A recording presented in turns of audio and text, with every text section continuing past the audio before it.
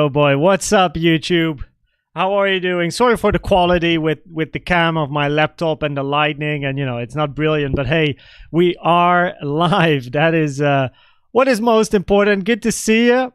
Good to see you. We're going to go over the price section and talk about the waves as well, of course. Live from Riyadh. I have no idea if the internet is going to hold, but we'll figure it out, right? So if there's no lag and no shit going on, then the internet should hold. Here's my OBS. I only have one screen now, so you will see my OBS sometimes, but we can now remove this and focus on you. So how are you doing? Adrian, good evening. Roller, Lucas, Abdul Karem Abu Naji. I'm doing very well, thank you. So internet, yeah, pretty good. But I also like to talk about the price section more locally, and of course the Elliott waves, because even though price is moving down, losing this 12-hour order block here is not something that I really enjoy seeing. We got a big wick as well. They tend to get filled. So definitely want to talk about the waves and some of the scenarios of earlier as well, because of course there's always the possibility that we get a 5-wave structure to the downside, and currently there's not too much strength to be seen, especially with this wick over here. CVD is falling, but in a strong trend can be very much leading CVD. So I had a crazy day, very busy. Okay,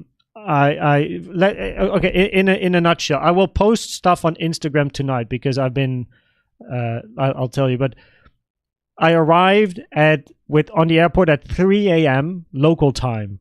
I was at the hotel at I don't know, 4:45, was in bed at 6:30 because I want to fresh up and shower.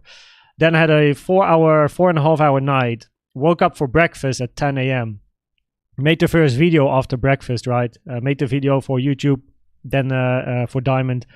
Then I went into the city. I went to the Kingdom Tower Bridge, which is great. Like the view, it's like you're at floor 99, and you can walk around. It's beautiful. And then I went to the old Diriyah, like the old historic town. Together with my Uber driver. He joined me on walking around and stuff. It was great, and he speaks the language, and he brought me back to the hotel later as well. And I just got back, going live for you for a little bit, and I have a dinner in 25 minutes that I have to attend because it is with all the other board members of the Global Esports Federation, so it's an important dinner, and I will be there. So yeah, check my Instagram for pictures because I'll upload them tonight after the dinner, because I can't do that during the dinner for sure. So I'm doing good. It's been quite a day, but let's talk about the waves because it doesn't look too strong here. Perse, what's up? How you doing? Good morning from Canada. How you doing? A and K. Wow, that's nice because my fiance is called Ashley and my name is Koen.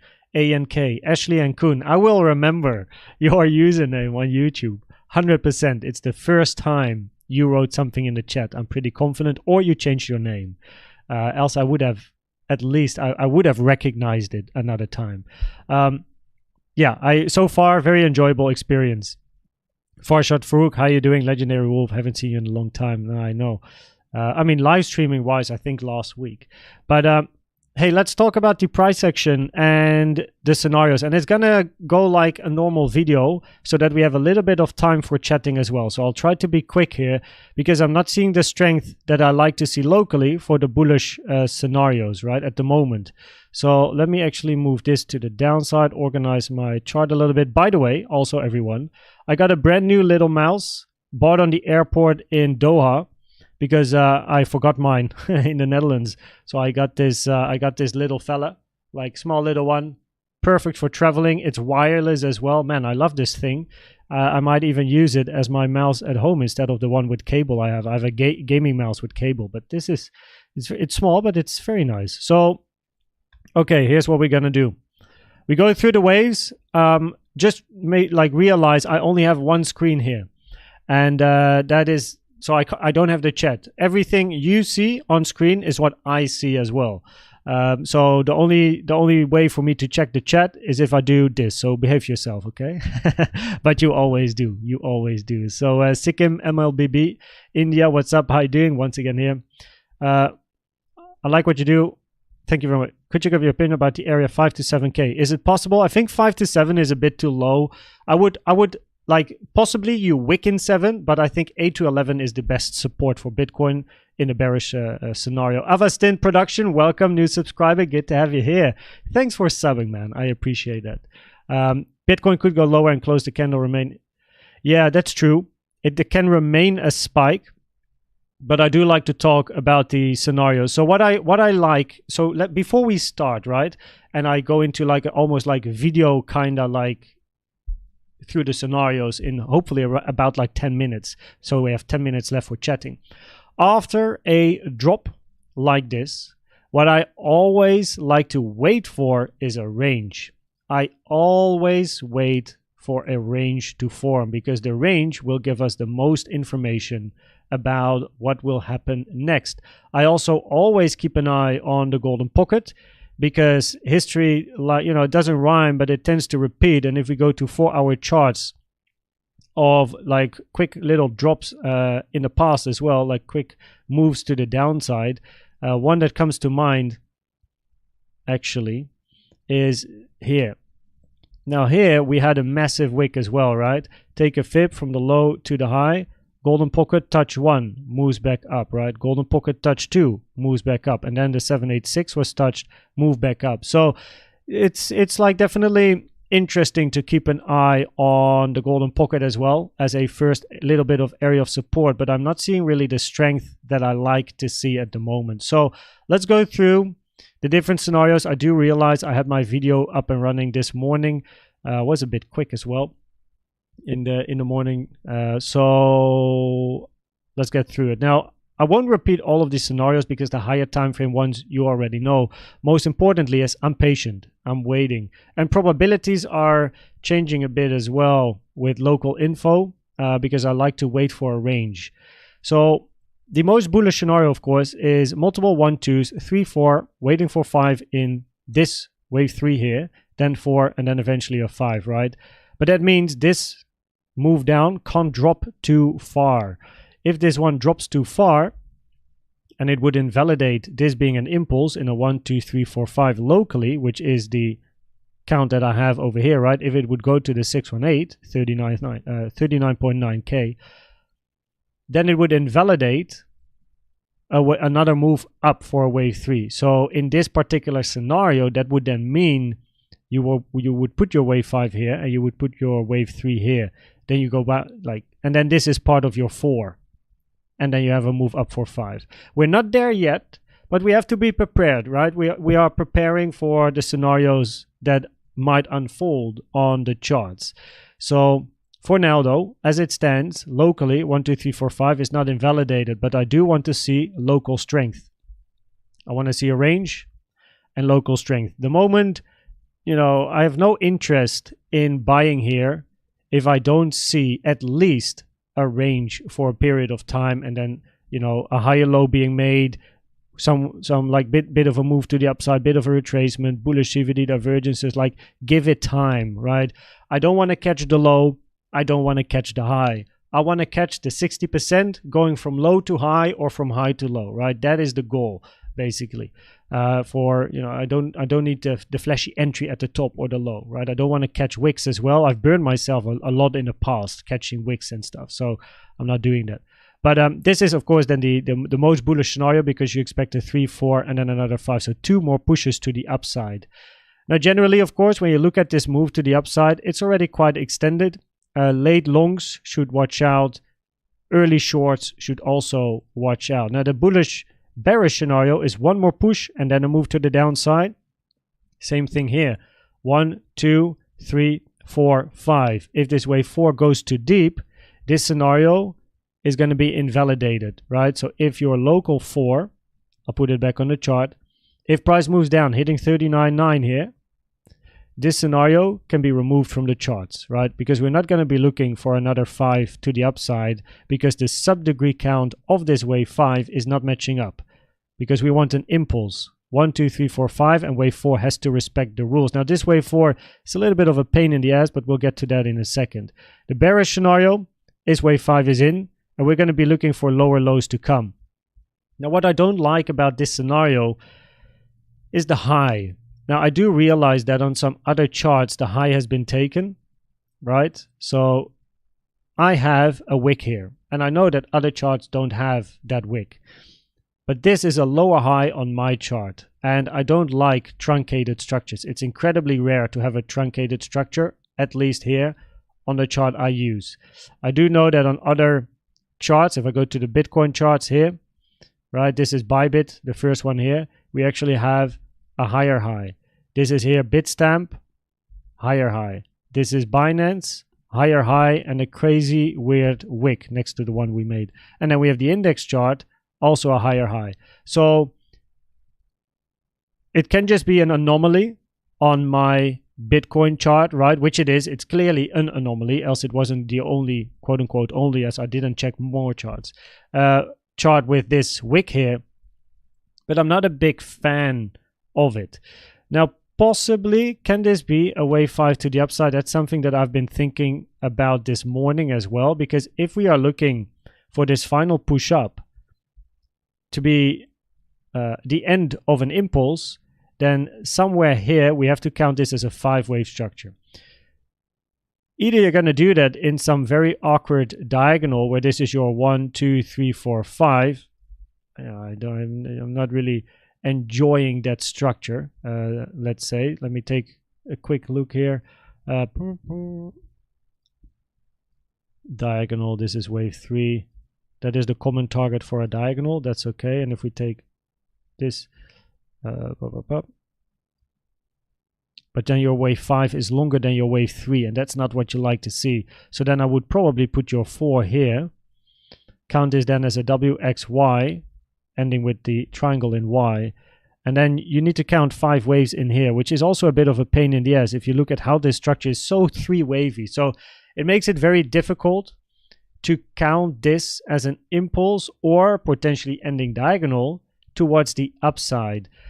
However, if the probabilities are higher for this move up to be a 3-wave structure, it has an impact on this move down, because if the probabilities are higher for this to be a 3-waver, then the probabilities are higher that this is also corrective and not impulsive. And that is what is currently very, very important. We're not only looking at this structure only over here. Well, of course, price is going down. We had high volume. We have a big wick. Wicks tends to get filled and all that stuff.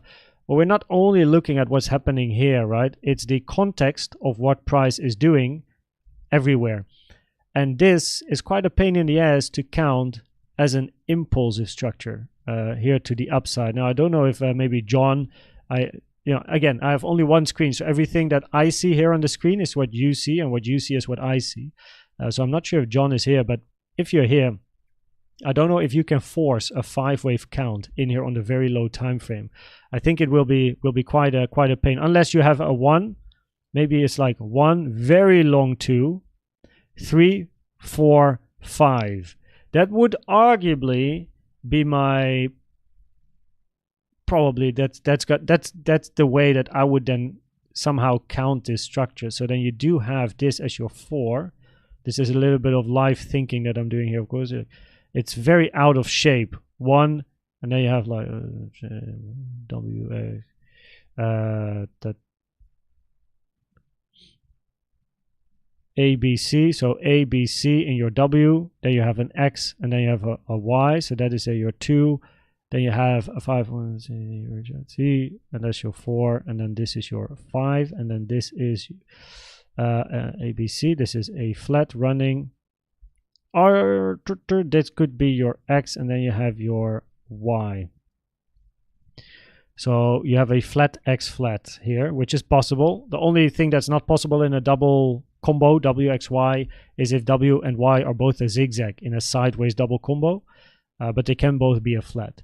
So here we would then have a 3, 1, 2, 3, 4, 5.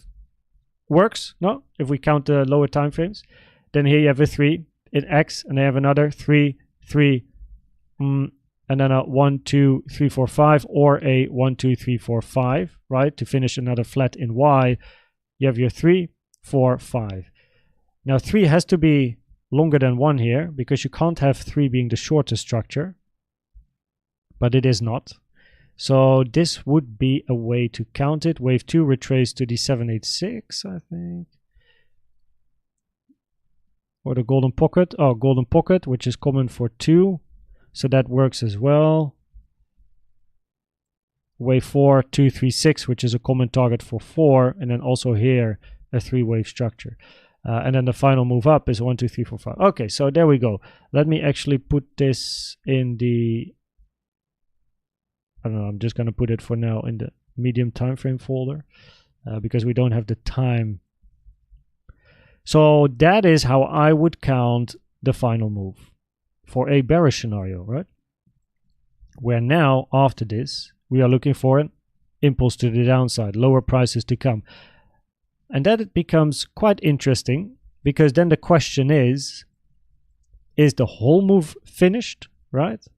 Green wave 5 finished, and you get a deep retracement, and then we have to think about high time frame structures, right? Either 1, 2, 1, 2 continuation, or you are looking for 1, 2, 3, 4, 5, right? In a bearish scenario, A, B, C, and you're going to move to much lower prices. But that is something we cannot yet like say with high probabilities, because it depends on the move that you get to the downside. But if this is impulsive, which for now, of course, at the moment, it looks impulsive. We'll get to that in a second. Especially if you take this low again.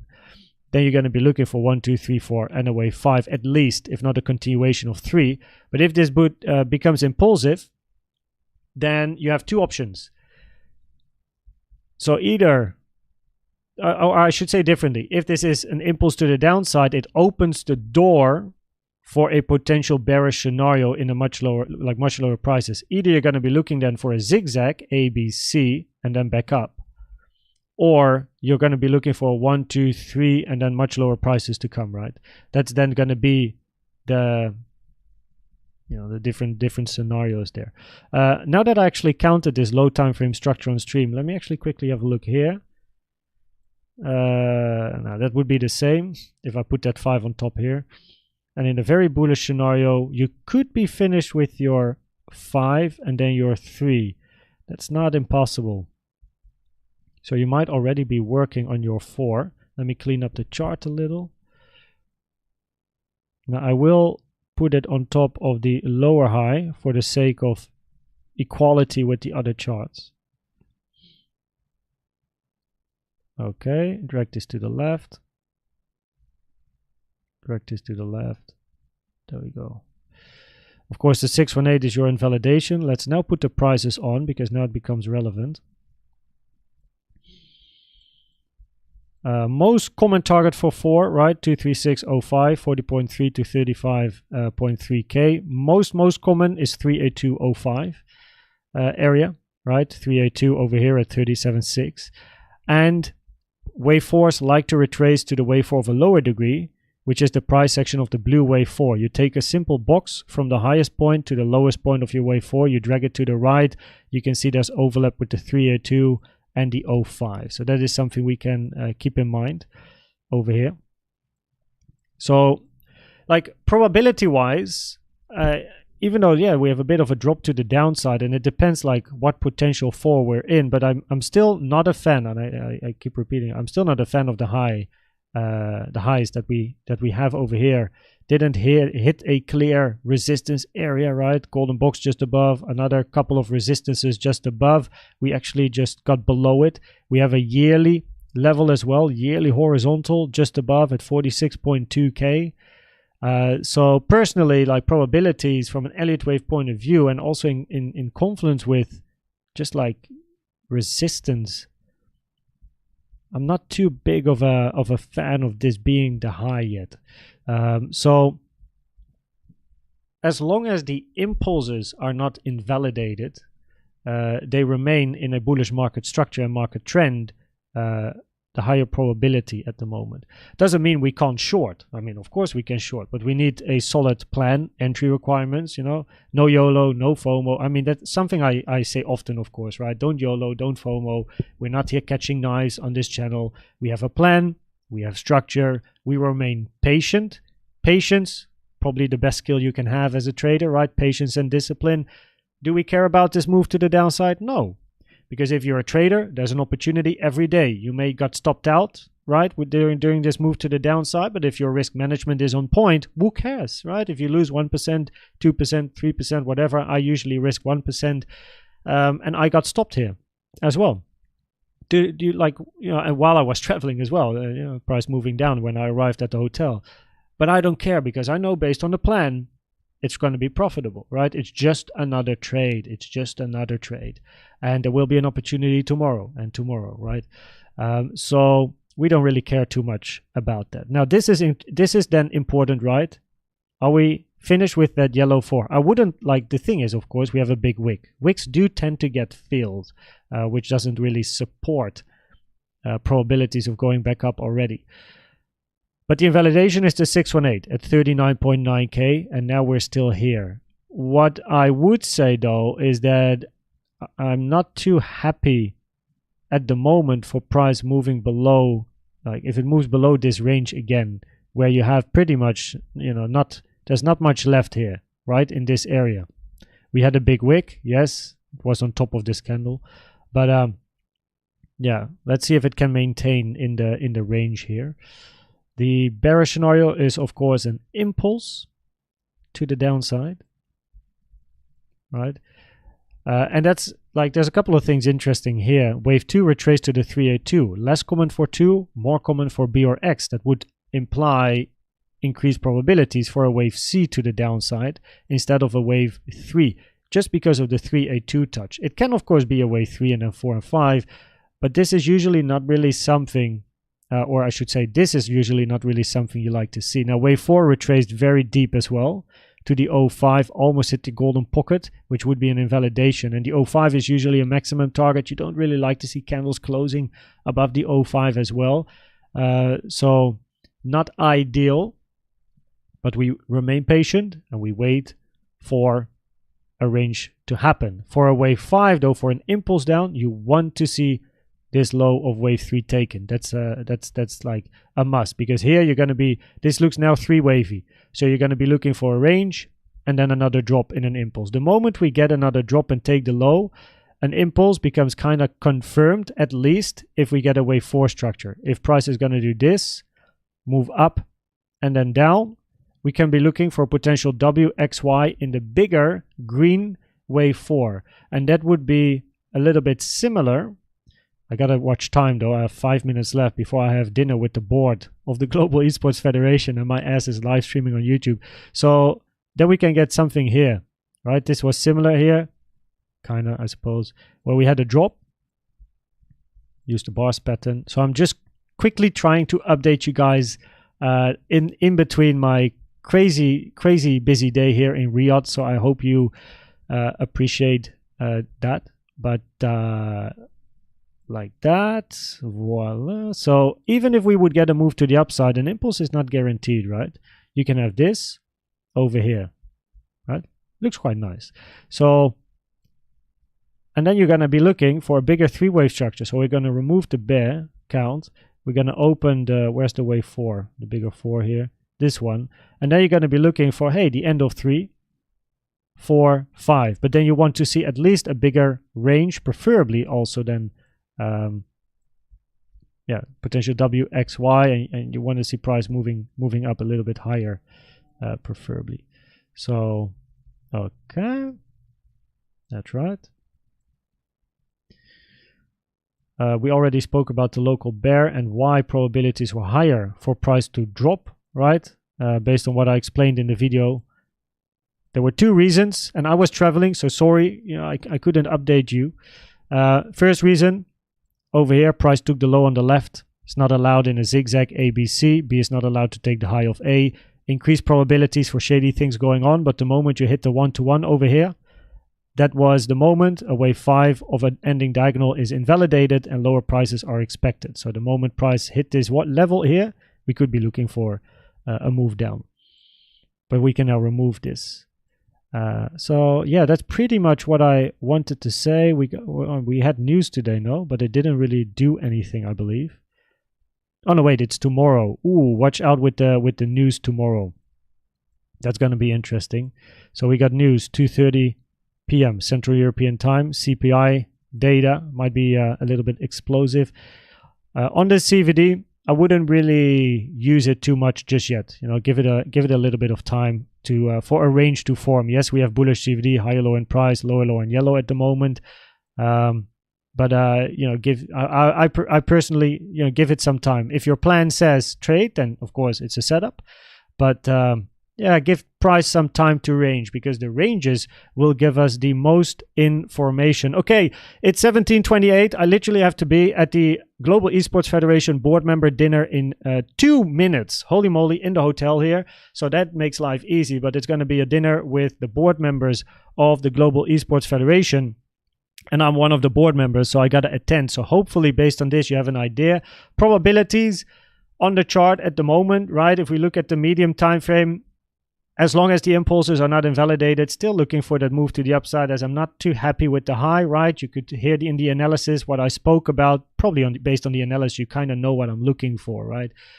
So on the medium time frame, still looking actually for another move to the upside, and new highs to be made before a potentially then bigger drop to the downside. More locally, we are going to be patient. We're waiting for a range. I don't really like to say high probabilities, higher, lower for move up or down, because it depends on the range. So low time frame, bit neutral at the moment.